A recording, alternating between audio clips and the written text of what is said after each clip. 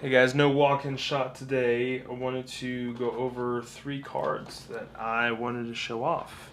A little thing I want to do every single video of just some cards I'm interested in and I really like. So these are cards by my favorite artist, Komiya. And because of his art style, I just absolutely love. So first of all, let me go to this is the whole evolution line. Really cool. So this, I actually don't even know the name of the Pokemon, but apparently it's a frog, and it's just so whimsical and just the artwork is just so cool. Komiya is known for his otherworldly type of artwork, very esque of, oh man, Dr. Seuss, I guess. But it's just so cool. Like, this is the middle evolution. Again, I don't know this Pokemon. I think it's the new evolution of the Scarlet and Violet era. But this is the main evolution. And again, I just love this type of art style. So I bought these 3. I bought 10 of each from Card Rush. Just because, not just like stonking and such, but I want to eventually have a frame. Let me focus myself in. Oof. I want to eventually have a frame. There we go. See my face. A frame of all Komiya type of artworks, and just to have it displayed. All probably more than likely raw cards. Those who don't know, Komiya is also known for his Psyduck that he did with the Munch promos. He did that. He's done, I think it was a Slow King. He's by a river, and it just looks all funkadelic. I'll show you a picture right here. But I just love his art style, and very whimsical, like I said, very outworldliness or whatever. I mentioned before, I'm a big fan of the psychedelic era in music in the 60s and 70s, and so that kind of like fits hand in hand. I love the posters and artwork and everything that came out during that era with like Iron Butterfly, Pink Floyd, Led Zeppelin, all type of jazz. So anyway, that's the cards I want to show off today. Let's get into the video. Hey guys, Slade, grade level collectibles here, driven by passion, motivated by nostalgia, to sell, trade, and educate people about the world of collectibles. So, today I have a very interesting topic to talk about, and a question that I've asked myself, pondered with a while, making the notes for this video, but also people have asked me before, and that is the question of why do certain modern cards outperform vintage S-tier popularity cards that came out 20 years ago?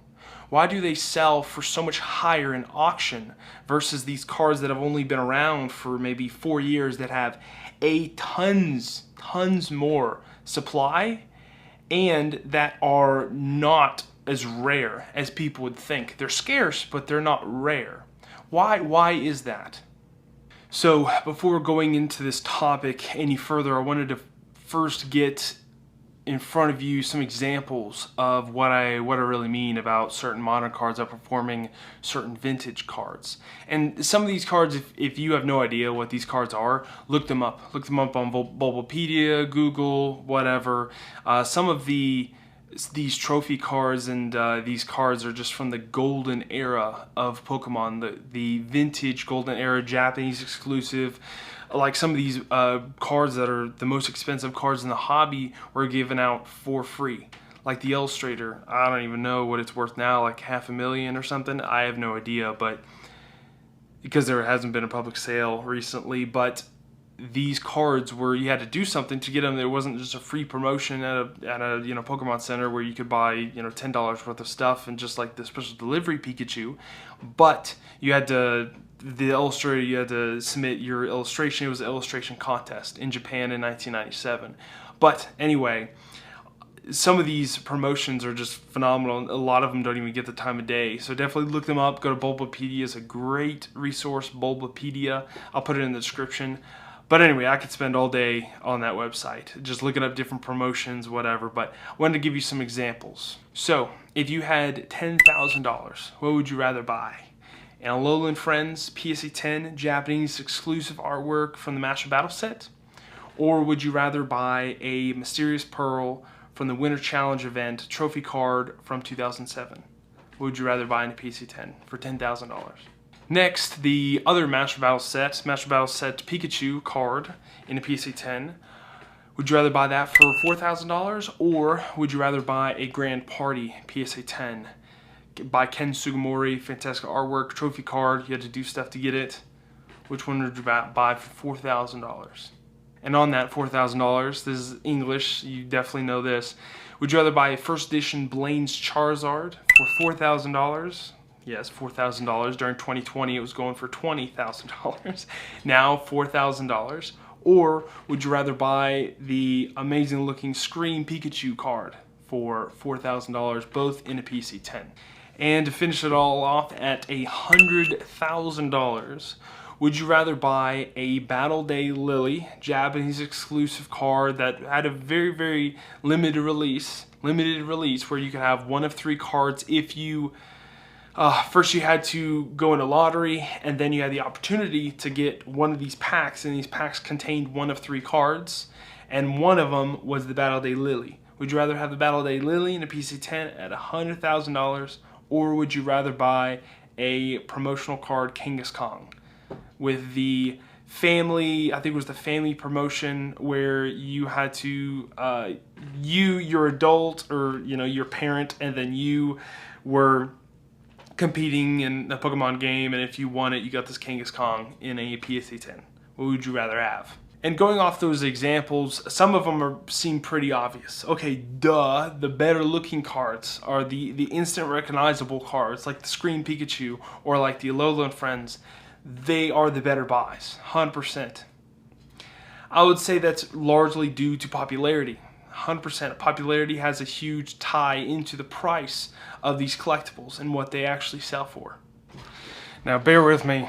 This is still talking in front of a camera and everything, which is still a little uncomfortable for me, which is interesting because I own a media company. So usually I'm behind the camera, but not in front of it. But anyway, that's not why you're here. So comparing the 2 cards, some people who have been in the hobby for a while, like, oh, it makes sense that this card sells for so much more than this card, and it mainly rides off of popularity.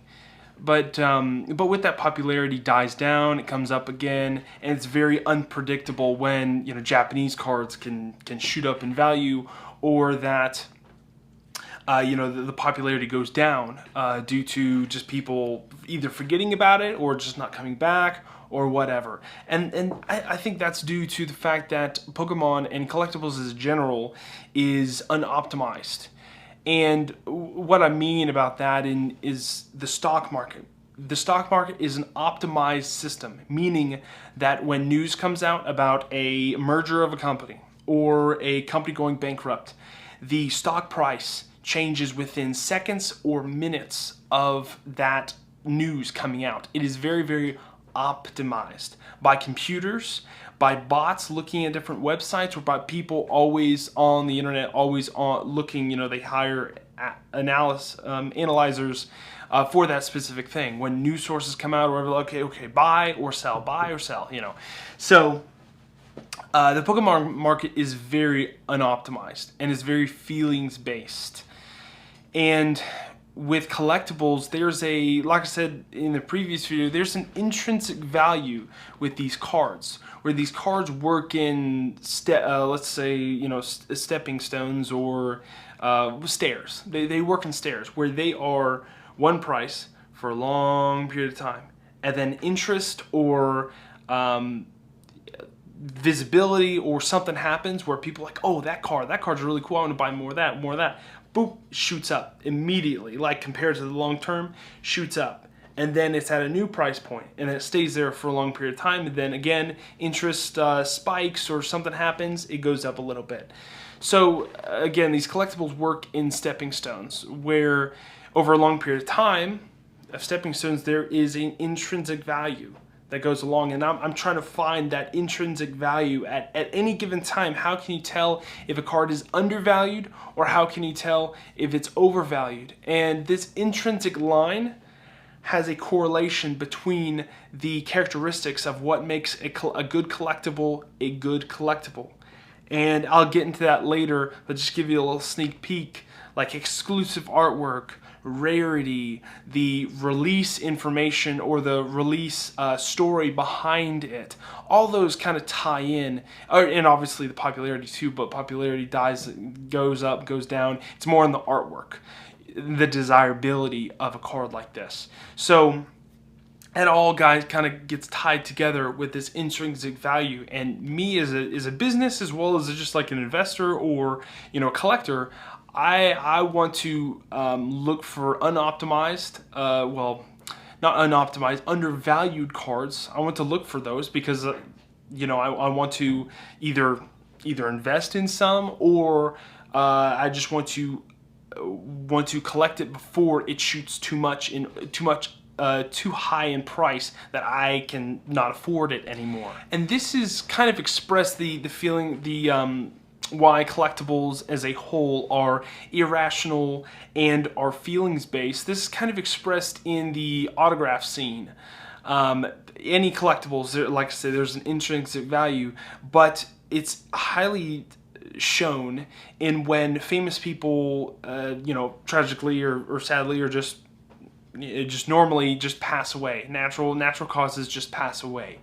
When that usually happens, and it's very, very highlighted when it's unexpectedly happens, it's like a switch in people's heads, like, oh, whatever's out there is out there of their signature. I'm gonna it's like a rat race. I'm gonna go buy up as much as you can. What happens is the price shoots up like 2 or 3 times, depending on the signature or whatever. It shoots up really, really high in price, and no one could have predicted that happening or whatever. It's just people's realization of oh, this is happening, this is whatever, where people could have mapped out the intrinsic value of the person's age and the price of the autograph, and plotted it on a point, like, okay, it was under optimized here, or it was undervalued here, it was overvalued here, and this is where it stays at. So that's really shown there, that why collectibles are undervalued, or not undervalued, but are unoptimized. And when looking back onto Pokemon and why some of these modern cards outsell the vintage cards and some trophy cards, I really came to the conclusion of that there are 3 different markets at play. There is the vintage English and Japanese, modern English and Japanese, and there's the trophy market as well. All these 3 markets, I kind of divvied them up because they are, they have interest from 3 different segments of the market. And some of them tie together. They all kind of tie together, but all not really. So modern obviously has the broadest amount of appeal to people because it's modern, it's new artwork, it's in the stores. The newest chase card, or their favorite streamers are opening it up. Modern is the biggest net, so to say. Vintage is more the either seasonal, not seasonal, but the seasoned collectors that have been in the space for a while, or even the very old people, but the very old people in Pokemon that grew up on vintage and are now getting back to the game. Those are kind of the markets that's going toward. And then the trophy market is more of the upper echelons of people who can lay down thousands and thousands of dollars just for one specific card. So your buyer pool really dwindles in the trophy market. And I found out these markets, they work separately. They work separately, but they also are working together, and so say. They have a overall branch. If Pokemon's up here, these 3 markets are down here. Whenever Pokemon as a whole increases in visibility or is in interest, then all 3 of these markets rise. That's why you saw in the interest in Japanese modern recently, everything across the board in Japanese modern increased at the same time, because there was not so much an interest in just Pokemon as a whole, but specifically the Japanese market, modern Japanese market. And you saw that, you know, an increase in interest in the Japanese modern, but also a little bit of English modern as well. People had a little bit more spending because of, you know, the Japanese or the Chinese buyers pushing money into these collectibles, and then people in the English side were there, you know, you're paying for other things in the English modern market as well. So you saw that type of relationship as well, and also you saw the waifu craze in Japan. There was a huge interest in Japanese trainers, especially female trainers. And what really doesn't make sense is that there was an interest then on the English trainers as well. Some of these cards that have, you know, some people call it manipulation or whatever. I think it's just a increase in interest in them because they see how valuable the Japanese versions are, and like, oh boy, I better collect these before they get unattainable or whatever. But it's just kind of like a self-fulfilling prophecy. But anyway, so in the English, you can see some of the trainers have skyrocketed up like double. Like the Jesse and James, I mean, it went up from, I think, like $3 or $4. I think it's almost $20 now, a little bit higher. And, you know, there's a whole bunch of other cards that have increased just out of nowhere, just from the Sun and Moon era or from Sword and Shield era, just because the Japanese modern market was going off. So when that happens, that is kind of your key checkpoint where, yes, these are connected. The modern, English, and Japanese, they are connected. And then you can say the same for the vintage, English and Japanese. Some say, you know, Japanese, there's a lot more vintage out there because in every single pack you get a holo card. And so there's a lot more holo cards out there. So it is a little bit lower in price. But at the same time, there was still an increase in interest on both sides during 2020 especially. And then I say the trophy market is, again, in its own space, and that's mainly due to the buyer pool. You know, Joe Schmo just getting into the hobby, he's not going to be going out for a, you know, Mysterious Pearl that came out in 2007, you know, Winter Challenge card that, you know, it only has about 42 PSA 10s in the population report, and those are around $10,000. Some people, obviously, A, don't even have the money for that, but B, don't even have the interest or awareness of that card as well. And so the overarching Pokemon has these three different markets in my head, and these markets, they can go up together or they can go down together. Just like it matters if there's an interest increasing of Pokemon as general or as specifically just one of these markets. And you saw that during 2020. The vintage English and Japanese, there's a boom and bust. There's boom and bust in all these different markets. There's a boom and bust in the vintage of during 2020. Went up and dwindled back down, just saying for English or Japanese. And then recently the modern Japanese and English as well, boom and bust. And trophies, I feel the boom and bust aren't as severe strictly because of the rarity.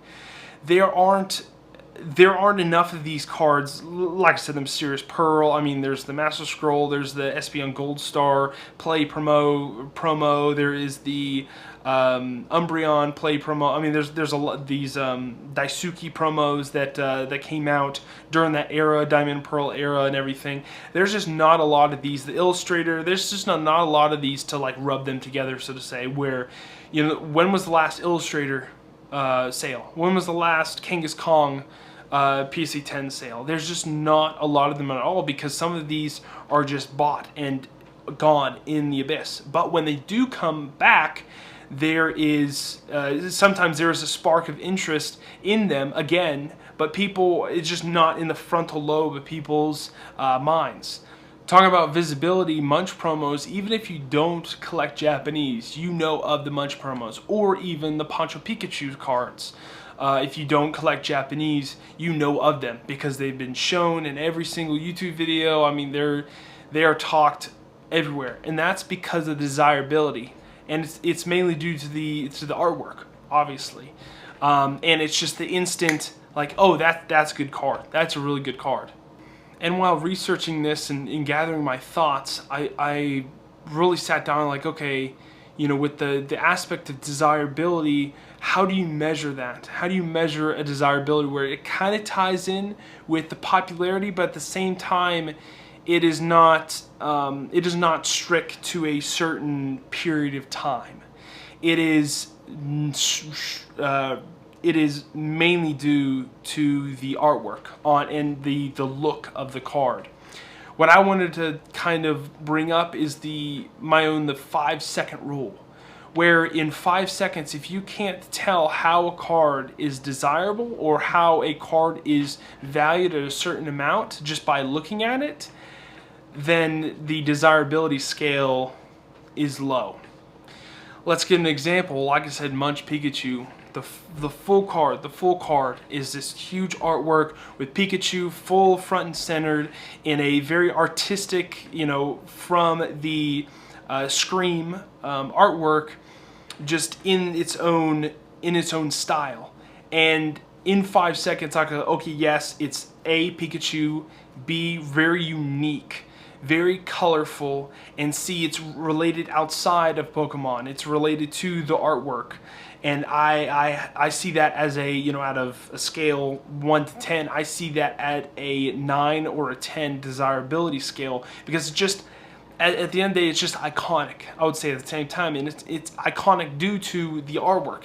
If they did like a Mona Lisa of Pikachu, Mona Lisa Pikachu or whatever, I would say the desirability would be high on that scale as well. Now you can't really pinpoint, you know, oh, this is a 9 or an 8 on desirability. I would say low, medium, high. I would say these cards are very high in desirability, and because they're high in desirability, it only takes a little bit of spark from influencers or from whatever internet people to show these cards, and people are like, oh, that's a really cool card. Just like the Pancho Pikachu cards, there was just a little bit of spark throughout all the, you know, whatnot, or all the influencers, and people like, you know, people attach that stuff like, oh, I want that card, I need that card. And so I think that's another aspect and characteristic of what makes a good collectible a good collectible. And again, this is really shown in people who are not involved with Pokemon.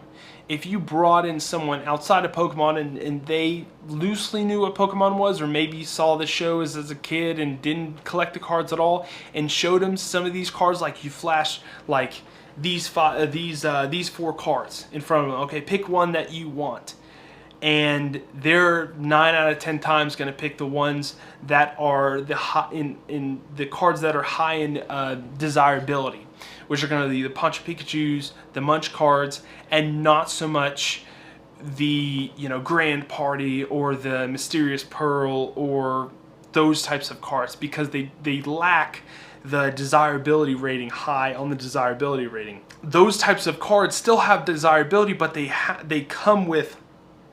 require knowledge about the releases, knowledge about the events, knowledge about the exclusivity, the rarity of those cards. They lack that.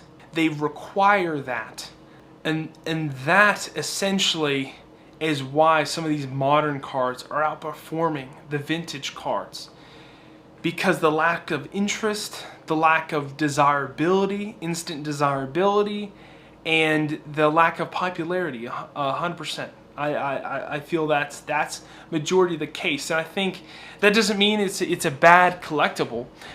I just think as more and more people get involved in the hobby, they're going to go through these stages. When I got involved with the hobby, I didn't really know anything. I just knew about English cards. That's all I really knew about and what was in front of me. You know, there wasn't Scott S. Pratt talks about the Silver Bible, where it has all these cards laid out. It's a book that you can flip through that have the prints of all the cards from obviously base set, but promotions that happened. I think up into Diamond and Pearl. I don't specifically remember what era that was, but if I had that book and I'm flipping through like, oh man, I've never seen these cards before. That's why I go in Bulbapedia. That's why the unnumbered promos from Japan is just such a cool page to go onto. Just click on all these unnumbered promos, see how they were released, see how many of them there are, and what the different aspects of the release was. I'll link it in the description as well if you wanted to check that out as well. But like I said, these prices that are being set, it's mainly due to the knowledge that you have to acquire to appreciate some of these cards. And this all ties into kind of this whole video in a graph, the supply and demand graph that you learn in any type of econ class, and run by the Invisible Hand, by Adam Smith's Invisible Hand. If you know, a little reading assignment. Very boring, very old book, but it talks about this invisible hand of the prices of things, why the price kind of follows these two trends of supply and demand. And I kind of broke down these three markets and what their aspects are of this in terms of supply and demand, and how I view supply, obviously availability on the market, but also demand, meaning that the buyer pool, the low, medium, high of buyer pools. So getting into that, vintage English and Japanese, I believe, has a medium supply. Obviously, it was printed a lot. Some of them are printed a bunch in the back in the day. The hollows, especially Japanese, printed a bunch. English, you know, there was a low period in the Diamond and Pearl era. The red fire leaf green era. And so medium supply and medium demand. And I would say that would equal to a medium or a steady type of price. Price swings. It can sometimes be very volatile, just like 2020, but also at the same time can be very, you know, steady with it. And just like I said, those staircases can stay at the same price for a long period of time. But again, the buyer pool is somewhat low. It's not low, it's medium. The buyer pool is medium because you have those people who've, you know, been in the hobby forever, or you have those people who grew up with it with the nostalgia itch. But also there are people that don't even care for any vintage at all. I have a very low amount of vintage in my collection just because I kind of just prefer the non-vintage type of cards. Going into the modern English and Japanese, I think this has a high supply and has high demand. And because of the high supply and high demand, there is a high price.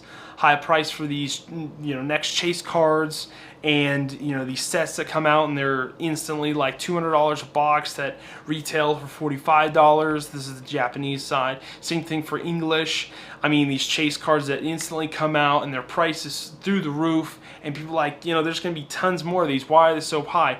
Well, when obviously that's when it just comes out. When there's a lot more supply on the market, even higher than demand, that's when the price comes down. You see, this is demand, this is supply. If supply is pushed a lot higher, then that pinpoint, it goes from up here to down here, and that's the price. I'll put it on the screen of what I mean.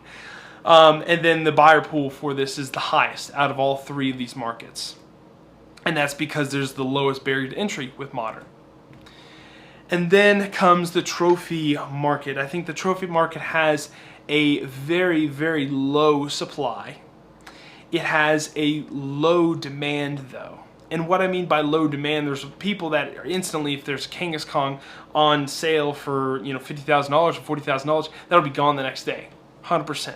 But what I mean with that is it's the lowest buyer pool. People who can afford to buy these collectibles, they're just not readily available. There's, for every one trophy, trophy buyer, there's at least 100 modern buyers or 1,000 modern buyers.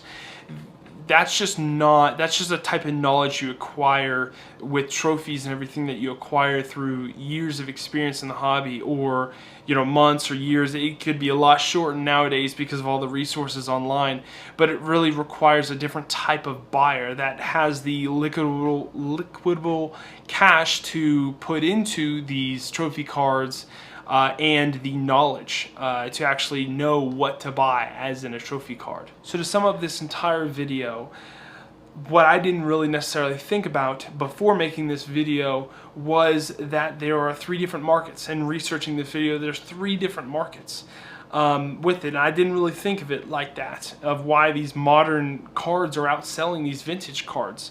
I think over time, the intrinsic value, some of these vintage or trophy cards are undervalued right now compared to their modern counterparts that sell for a lot less. I think if you want a good value in terms of long term, I think it is very smart to put money into vintage, or put money into trophy cards, or especially nowadays, especially if modern cards, like the waifu cards, are going to go up, to $3,000 and then fall within a couple weeks for $1,500. I mean, there's a lot of that going on right now in Japan, that the prices has come down significantly, and that was mainly due to not intrinsic value, but was due to the popularity and due to the hypeness of modern cards and modern waifu cards. To sum up this entire video, I would break it down into 3 different sections. One is obviously the supply and demand ratio, with supply being high, demand being high, the price is going to be high. There's a high supply, low demand, price is going to be low. And on top of that, in the second section is viewing each market differently. In Pokemon, breaking it up into the vintage, modern, and the trophy card market. And treating those as separate. They are somewhat attached, because they're all attached at the hip to Pokemon. If there's a higher interest in Pokemon, all these 3 are going to go up at the same time. And then the third is the desirability rating. If you can't figure out why a card is desirable within 5 seconds of looking at it, then it has a low, medium to high desirability rating, and that has an aspect and a effect on its price. So last thing, I wanted to add a little thing that I typed up with this.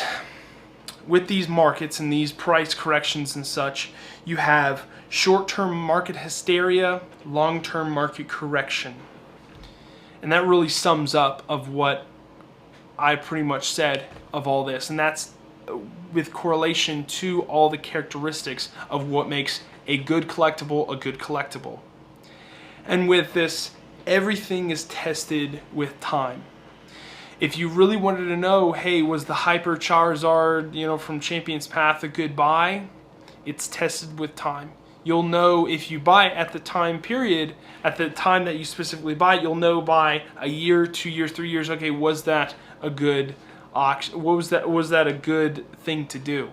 Same thing you'll see from 4 or 5 years from now of, okay, was buying this vintage item versus this modern stonk item, was it a better buy? And the only way you can tell that intrinsic value is in the future, when you're there. You're like, okay, yeah, that was a good buy or not. But it's a double-edged sword, obviously, because you can't jump back in your time machine, go back and like, okay, yeah, I don't want to buy it. I want to buy this, Grand Party PSA 10, super high rarity card, great artwork.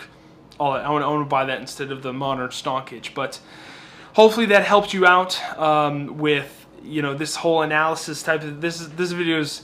It's been kind of real hard to make. Like I said, I'm still trying to get used to the camera type of thing and everything. But let me know if you find some type of knowledge out of this type of discussion video. I know it's kind of different from my videos and such. We're just trying to, honestly, like I said, sell, trade, and educate the people of the world of collectibles. I'm really trying to do that. I'm just trying to give people insight, because knowledge knowledge is power. Knowledge is freedom with this, and freedom to choose.